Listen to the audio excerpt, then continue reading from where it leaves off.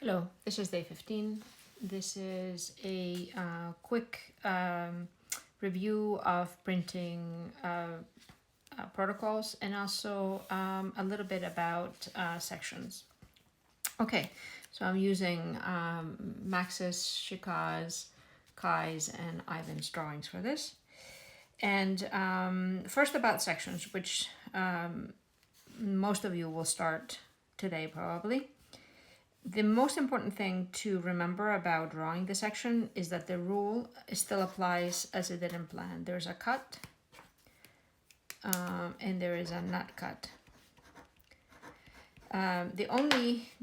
So you can see that that's a cut because we're cutting through this wall, and that's not cut because we see through the space what's in the back. Okay, the only thing that might be a little tricky is what happens when you join, when you get to the ground level. And it might be tempting to simply say that the ground level goes right up to the building. By the way, the buildings that are nearby, they would be in a NOTCUT layer, so they recede back the way that this building in the NOTCUT layer recedes back. The only thing that pops forward is the enclosures of the spaces in your building. Look how nice this reads. This is the little parapet that comes up at the roof of the building. So that's cut, and then there's a line across it in a NOTCUT layer, this one here, right? That recedes back. So now we understand that there's a volume that keeps going beyond this cut plane. We also understand there's a void in the middle of the space. A lot of information can be gotten from this one drawing. Don't forget that section AA has to be noted in your plan. The cross section will be section BB.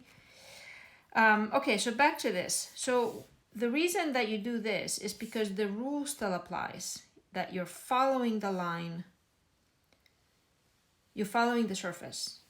And in just like inside the building, the line that follows the floor, that follows the wall, that follows the ceiling, that follows this cut into the floor plate for this center void that Max has here, you keep following it as one continuous thing, right? So the same thing happens outdoors. You start with the ground, and then at some point you get to the surface of the building. When you get to the surface of the building, that's a vertical cut. And there you keep going, you keep going, you keep going all the way through, okay? When you're talking about things that are underground, you start inside the space. Here are these two inhabitants playing basketball. You start inside the space, and then you also follow that line. You follow the surface of the wall, right? Following the surface of the wall.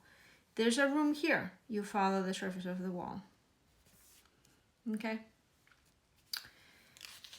If you don't do that, if you bring the ground right up to the building, then you need to express this. And you also need to express this. That means that you suddenly go into the territory of understanding how this foundation is made.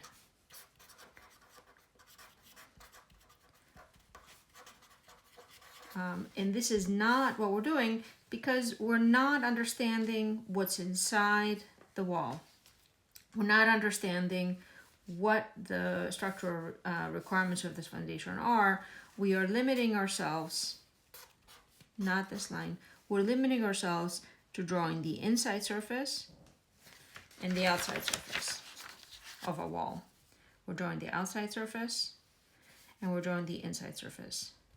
There's a section of the Deleuze Scofidio Broad Museum that I sent that demonstrates this principle as well. Okay, so that's that for sections. This is a reminder for both plans and sections that this is how I will evaluate your plan Rhino drawings. I will print them at 1/16 vector output with print color. So because it's print color, you have to be extremely careful that everything is by layer. Okay, and that all print colors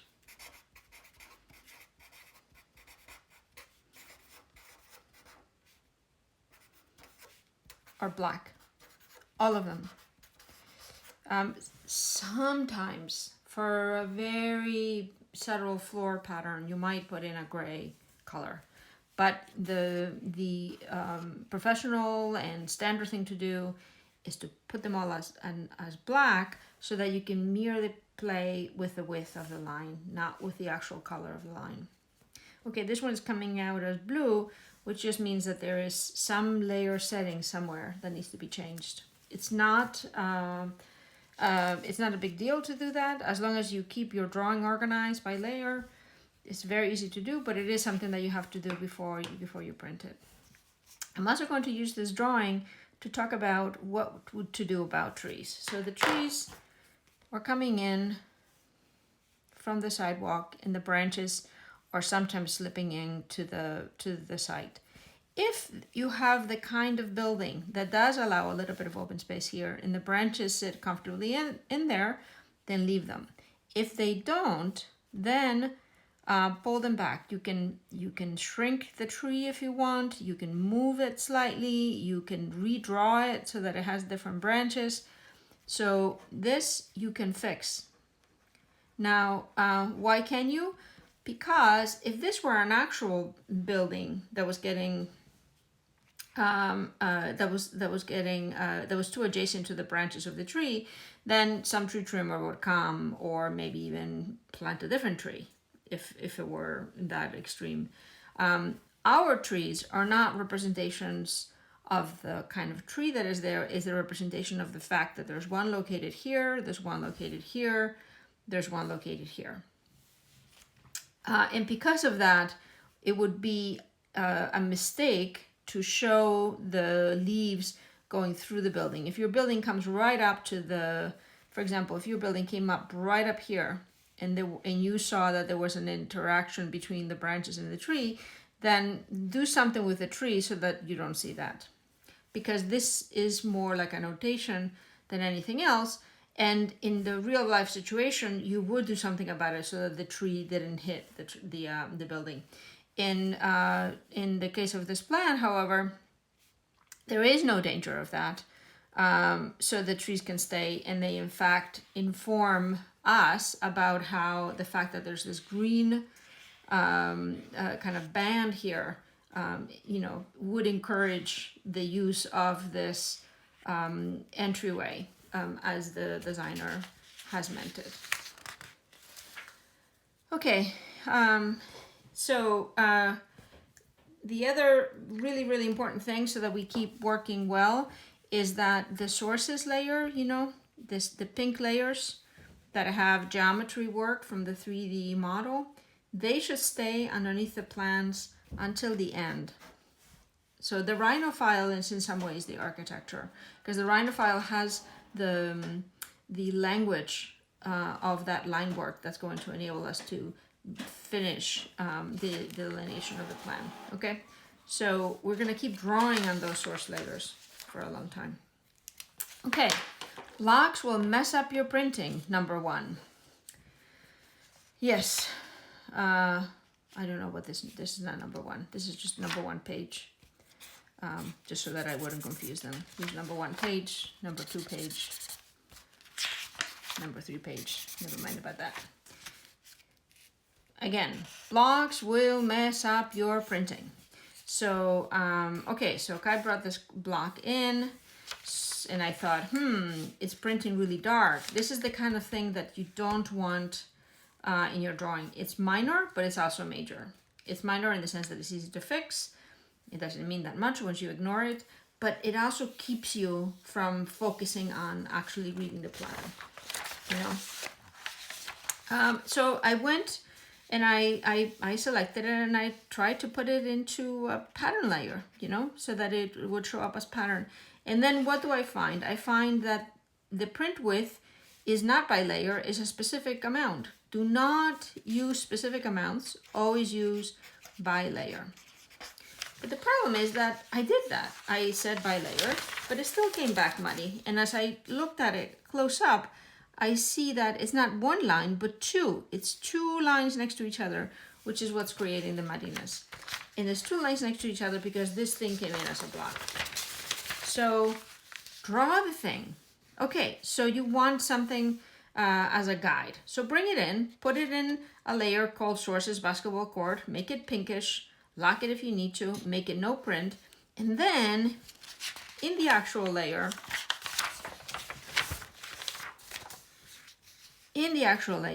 then draw over it. Okay? If you do that, let me see if I can find ties. If you do this, so you have this to begin with, which is no good.